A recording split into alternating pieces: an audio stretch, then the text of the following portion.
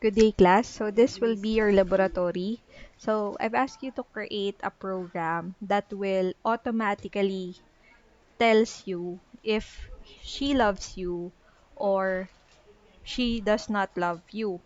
Kung lalaki ka, pwede yun. Kung babae ka naman, he loves you or he does not love you. Okay, palitan nyo na lang yung pronoun. So, ang concept is yung ginagawa natin nung bata tayo, yung pag may nakuha tayong flower, 'di ba? Iniisa-isa natin yung petal. Pero dito, program ang gagawa nun. So naka-random 'yun. Hindi tayo yung magfo-force ng start. So naka-randomize kung magsa-start yung program natin sa He Loves Me or He Loves Me Not. Okay? So, ano ba example niyan? So, pag nira natin yung program, may prompt. Sabi ko dito, you got a 5-petal flower. Do you want to know if he or she loves you? So, pag nag-yes ka, automatic magra-run yung program.